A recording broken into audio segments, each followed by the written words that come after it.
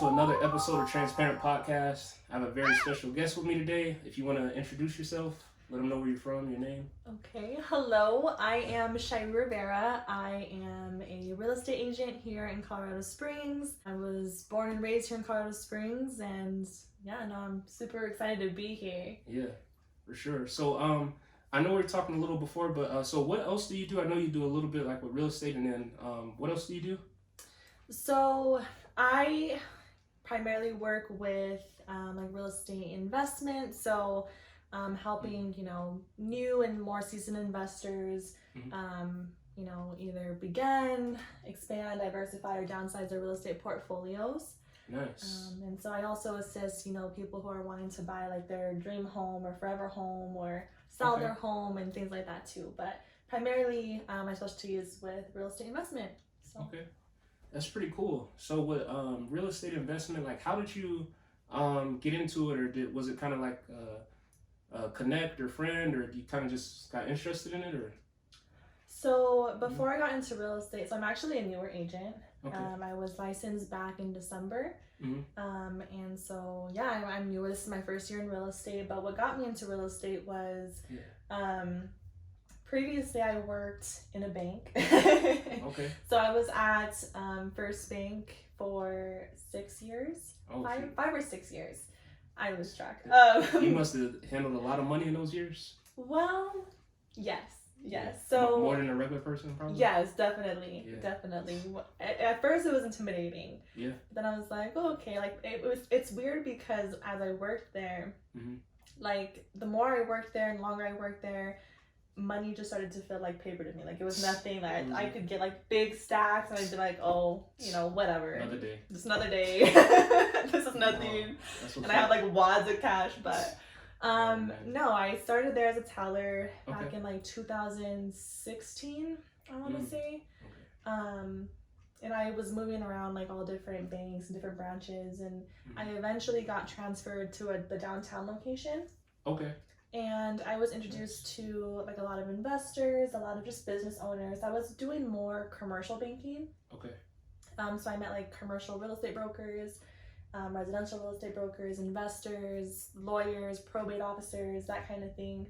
And so I would talk with them and say like, okay, well, what do you do for a living? And kind of got like some insight into their lives. Okay. And it inspired me. I was like, what am I doing here? Like I could be out there doing all this incredible stuff. And so I started looking into it, watching YouTube videos, reading books, podcasts, things like that. So you like, so you kind of got the warm and fuzzy of it, like just like kind of the change of environment, and then kind of based off that and like, talking to people and having different conversations, and then that led to you pretty much self-learning and like, on your own reading books or what have you, or like looking up videos and things like that? Yes.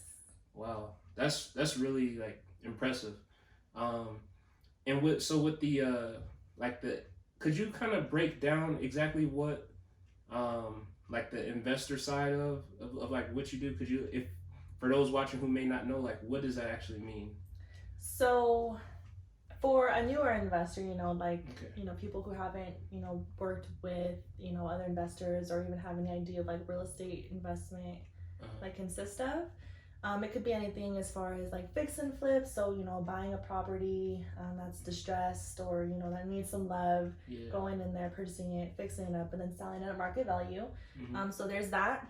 Okay. And then there's also like the buy and hold strategy where you're purchasing like a more turnkey property or something that it could be used for like a rental, which would be like a long-term rental. So you can like, even new builds, you do a new build, you can rent it out like long-term to like military families or whatever. Okay. And then there's also like short-term rentals or VRBO, which is like a vacation rental. Okay. Vacation homes, right. Things like that. So that's the short-term rental, AIRBNBs, that kind of thing. That's always an investment strategy as well. Do you see like here in Colorado, I'm not sure, but like do you see a lot of people who go for kind of like that vacation home type thing? Because like obviously like we get the snow here, the hail, the random wind, the random sunshine, the random rain.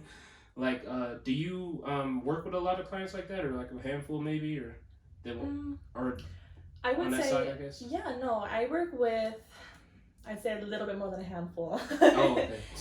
So I've done a few, like AIRBNBs. So it's been, interesting to learn about that side of it. Okay. So they've kind of, walked me through, and they're pretty successful as far as like the Airbnb industry goes. So learning from them and kind of seeing like what they look for in a property. Okay. And kind of just seeing like what has been successful for them. Mm-hmm. It is a pretty hard market, but it does depend on like location and just like kind of amenities you're including in it and things like that. So location is huge for it. Yeah. Obviously, like more downtown areas are always, I think, a good option. Yeah, busy and like right. more shopping and things like that. So I mean, you want to find a location that makes sense, that's going to have a lot of traction. But it's pretty common, I think, anywhere you go. Yeah. Wow, that's what's up. And besides like the Colorado area, have you been to any other states or done anything like with this yet, or just do you work specifically in state? So I'm only licensed in Colorado. Okay. I've been thinking about maybe getting like my license out in Florida or maybe some other states like California, Texas, maybe. They're good for that market as well, right? Like with Florida, Miami, or. Oh yeah, I mean, I think there's opportunity anywhere. So I'm always saying like there's never a bad time to buy. Mm-hmm. Like there's never. I mean, you just have to, know what you're looking at. Know how to analyze a market, know how to analyze a potential deal. Just making sure that you are making a wise decision, which is why I think it's important personally. And I'm not just saying this because I'm an agent. Because even before I was licensed, I'm like, okay, like had I not had, people that had knowledge in that industry, I wouldn't have been able to analyze deals the way I analyze deals today, or, just have the mindset that I do about, real estate transactions. Yeah. So I think it's important to have someone that is knowledgeable in that, sector of the industry to offer support and, to assist you in making a wise financial decision, or investment decision. Okay. So, but I mean, I think it's always a good time to buy. There's opportunity anywhere in any state. You just have to know how to analyze the market, how to analyze the deal. Wow. That's some really good information. And for like you viewers, definitely take notes on this. And especially when it comes to like you said, the Airbnbs, things like that, where, someone who, maybe watching is looking to buy a home or has a home and they want to learn how to make money off their home. Definitely you could probably learn something from just listening in on this, and at the end we'll definitely put all her stuff. But so do you have any or just I know I kind of skipped over this, but like, do you have any family, anything, like if those are just trying to get to know you, like tell us a little bit about like, I don't know, how you grew up and things like that, or any siblings, anything? Okay. Yeah, so I grew up here in Colorado Springs. I was an only child up until I was 13 or 14. Then my mom had my brother. Okay. So I have a little brother. Nice. Yeah, I don't talk a whole lot about my upbringing. No, but I think it's important to, like, I do want to be completely like real and authentic with you and them and whoever's watching. They just like all the personal stuff. Yeah. So I definitely am. I feel like everyone, a lot of people are like, I started off in, a rough patch and I'm bringing myself up and I'm trying to like. It's always a motivation story. Yeah. And I mean, that's why I'm like, I never tell my story. I never talk about it. Like, unless people ask me, but I never just like dive into it. But I mean, similar to like most people, I feel like most people, have their challenges growing up and things like that. So my mom, was a single mom for a little bit, and there was some things there, and I did have to like teach myself a lot. And so I mean, I just saw a lot of things, and I saw like a lot of suffering and things like that, and I'm like, okay, well, how do I break this chain? How do I like change the thing, what's that word on the like change like the little path thing of my family. Yeah. You know what I mean? The little path thing. Yeah, the little path thing. Let's go with that. That's what's up. No, but I wanted to just do something different than what my family was doing. So I wanted to break the chain, and I was like, okay, well, what am I gonna do to? Oh wait, is the word paradigm or no? Paradigm, yes. Oh, okay, that was the word. Thank you. Thumbs up. Like this video. Paradigm. Paradigm. Thank you. Like I was like, okay, what am I gonna do different? How am I gonna change this? Like, and, you know, like family is important to me. So like my current family, my future family, all that stuff. Okay. And I think what really changed was when my brother was born.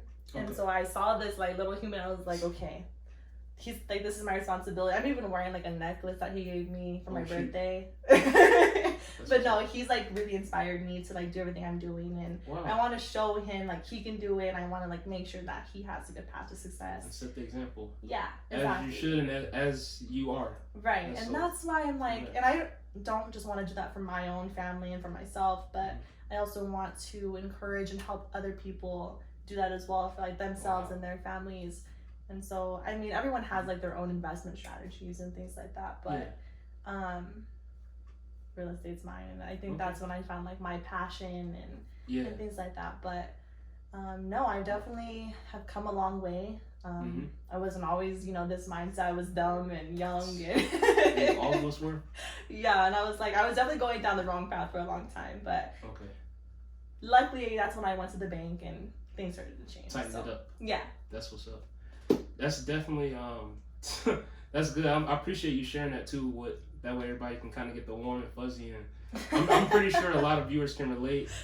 But we appreciate you even just, you know, kind of just giving us a little bit of a little backdrop on, you know, life and things like that. Say for example, me, I am someone who just bought like a first time home buyer, just purchased my first home, and I come to you and I'm like, I have two questions. I'm like, hey, I have like, you know, however much in the bank, like 10 grand or 20 grand.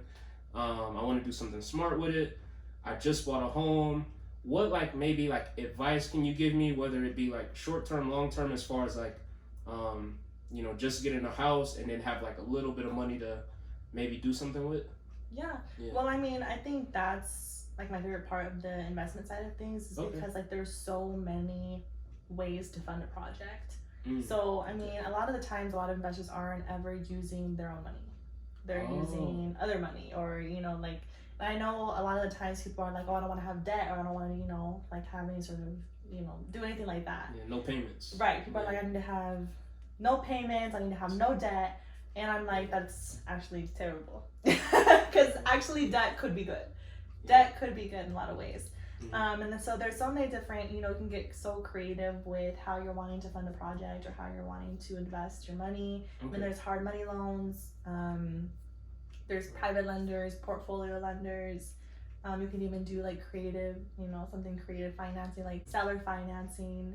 What is seller financing? So seller financing is, let's say like you put a down payment on, and then essentially like the seller will, like, you're essentially paying the seller as the bank. So the seller is the bank essentially.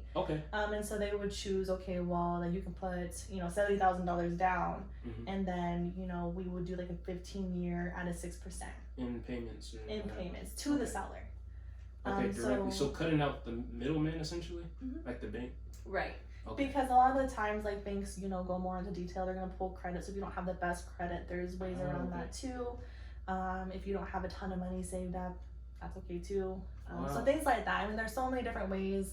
I mean, we won't give them too much. But so pretty much so if someone came to you essentially and say maybe like, for example, like you said, they maybe don't have like the best credit or something, that's someone you could possibly, not a guarantee, but like you more than likely can probably work with them, or you have options for them that if they came to you, you could kind of put out there. Absolutely. Like there's always an opportunity, and you know, if there is an issue, then I'm gonna say, okay, well, this is an issue and this is how we're gonna fix it. So I work with people that do credit repair too. So if they're ever looking to do more of like a standard loan, so like conventional loans, FHA, VAs, anything like that. There's always credit builders that I work with too that I'd be more than happy to set someone up with to repair credit and like to come up with a plan and then really, you know, set them up for success that way too. But there's so many options. So I mean, I could throw Dane. But no, so that route you were just saying, like, that's an option where, correct me if I'm wrong, it's pretty much like you said, if they want to go the traditional route with the loan, go through the company, the bank and everything, you know, you can link them up with someone who could, you know, possibly help them with on the credit side first, make sure everything like that is in order, and then they could still get with you and, you know, go the route of, you know, getting a home and maybe invest in some of their money or what have you and things like that? Absolutely. Okay. Wow. So definitely you guys got a lot of options and variety to pick from when it comes to the money, when it comes to, you know, the home buying and credit and things like that. So that's like a very diversified, I would say, portfolio of tools to have, you know, in the toolbox. So absolutely. That's really good. A question for you. Have you had any experience with, I don't know, someone who, like you were talking about kind of earlier, like maybe those project homes or like fixer uppers and trying to flip, like, have you had any clients like that or seen any success with people like, you know, buying something that was a little beat up and actually coming out on the plus side? Yeah, absolutely. So majority of my clientele that, you know, do fix and flips, I've actually have not seen anyone take a loss. And so the reason being is it goes back to really knowing how to run numbers and, you know what to, you know, look for before you jump on an investment property. Okay. So that's super important, just to know like your margins there, like your profit margins, how much you'll have to put into the property, which is called like a rehab. And it also goes into, okay, well, are you hiring contractors to fix it up, or are you doing the work yourself? Like if you're a contractor, you're gonna wanna, you know, save your money and fix it yourself. Or at least have your team do it for, you know, a cheaper price and save you that money. But majority of investors just have contractors that they hire out to fix it up. So they will hire out a GC, and then they'll, you know, purchase property, have them do it, and then, you know. But every, you know, GC charges something different. So I mean, you can have GCs that have really good deals, and then there's GCs that don't have the greatest deals. But it's important to know like who you're working with, have the knowledge, just have like a really good support team behind you. Wow. Okay. But I don't know, I haven't seen anyone take a loss yet. Yeah. I actually have a flip going on right now too. Oh shoot. So that'll be hitting the market next month. So I'm really excited about that. But yeah, no, I mean, once again, it goes into that deal analyzation. Wow. And do you work with like, as far as like the range of customers, do you work with like young people, you work with old people, like military, non-military? Like, I work with everyone. You have a pulse, I'm gonna work with you. Okay. Do you have a pulse? I'm gonna, and even if you don't have a pulse, I'll think about it. Oh man. Hey, so if pretty much you saying if you're in a hospital bed and you like, hey, I know I'm gonna come out this coma and, you know, I'm ready to get the house and get the money rolling, get the bag, fresh out of the hospital, you good to go. It's never too late and it's never too early, you know. No, that's what's up. So, man, thank you for sharing all that with us. We don't want to give you guys too much, but definitely like we want to give you a warm and fuzzy of like kind of a little bit about what you do. Yeah. A little, you know, kind of a little backstory she shared with us. Do you have any like people you want to shout out, or do you have any links or social media if people want to follow you, and then we could plug it in the video? Or yeah, absolutely. So I want to give a shout out to my family. Hello, they're not even gonna watch the video. See, family first. Family first. Thought that counts. Yeah. And then also my real estate team. I'm a part of the Nebula group over at Metro Brokers, which is downtown. So if you ever want to come see us, feel free to stop by downtown Metro Brokers, 106 North Tejon Street. Sweet. And so yeah, my real estate team, the Nebula group, and I mean, yeah. Okay. Cool. And you, thank you. Oh no, I wouldn't even be here without you. No, it's all good. It's all good. So now, do you have if there's anyone that want to reach you directly, should they go through the team, or do you have like any socials you want to shout out? My social media is Shai Rivera. My name is SHAIRIE. Last name Rivera, RIVERA. So. Sweet. All right, we'll plug all that in the video. You'll probably see it floating around somewhere. But thank you again for you coming on, sharing, you know, just a little bit of tidbits with us, and you know, giving everybody kind of like a warm and fuzzy like what you do, and if they have anything that or if they have a project, or like, you know, looking to buy a home or anything like that, you know, that you made yourself a resource available. So yeah, guys, gals, serious inquiries, whatever you want to say only. But yeah, we appreciate you for coming on. And to the viewers, thank you for tuning in to another episode of Transparent Podcast, and we'll see you guys later. Bye.